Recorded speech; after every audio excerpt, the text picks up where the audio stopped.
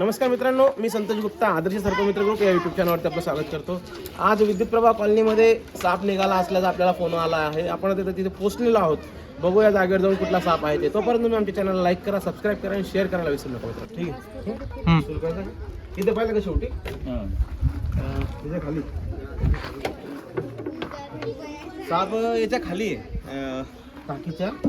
बघूया आपण टाकी सरकून थोडंसं तर काय दिसतं.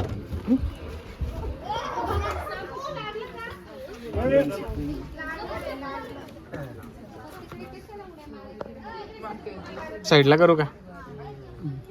चांगली मोठी धामण आहे. ओके, चांगली मोठ्या साईजची धामण आहे.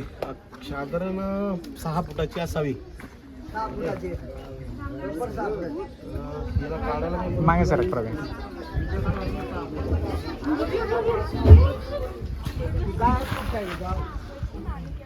हाय हाय, पकडली गेली.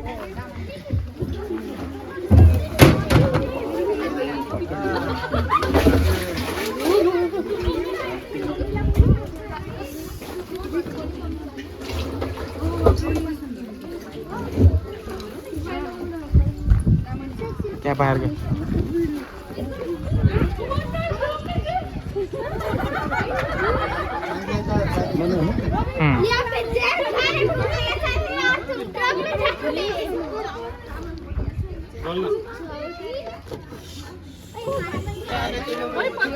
ही आहे धामण. एक मिनिट ते भाऊ माहिती द्या. ही धामण आहे. याला रॅटस्नेक म्हणतात. शेतकऱ्याचा सच्चा मित्र. एका वेळेला कमीत कमी 4 ते 5 उंदरं खातो हा, मोठे मोठे. आता साधारण याची लांबी असावी 6 ते 7 फुटाची असेल. ओके, माझी लांबी ही 5 फूट आहे. 2 फूट बिनविषारी आता, परंतु वेगवान सापांमधला हा एक साप. सकाळी पण आज असंच एक छोटा साप पकडला ना, त्याने चावलं मला पायाला. चावतो पण याचं विष वगैरे नसल्यामुळे आपल्याला विष बाधा होत नाही, विष दंश होत नाही. बिनविषारी साप आहे. याची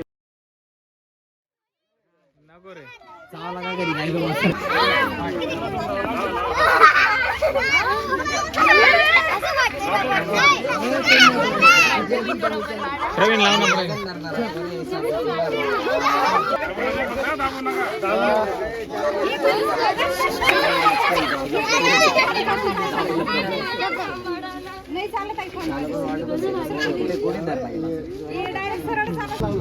साप हा थंड रक्ताचा होता. थंड वाटला का साप थंड रक्ताचा असतो म्हणून सापाला केस येत नाही. आणि तुम्ही साप हाताळला म्हणजे साप हात लावला पण दुसरा साप दिसला त्याला पकडू नका. तुमच्या मनातली भीती जाण्यासाठी मी हे केलं आहे. दुसरा साप तो विषारी असू शकतो, असंच रंगसंगतीमधला नाग वगैरे. नमस्कार मित्रांनो, आता जो आपण धामण पकडला, धामण साप पकडला, तो आता आपण सोडत आहोत.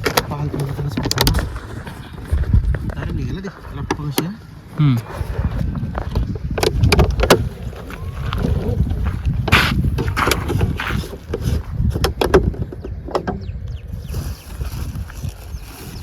चला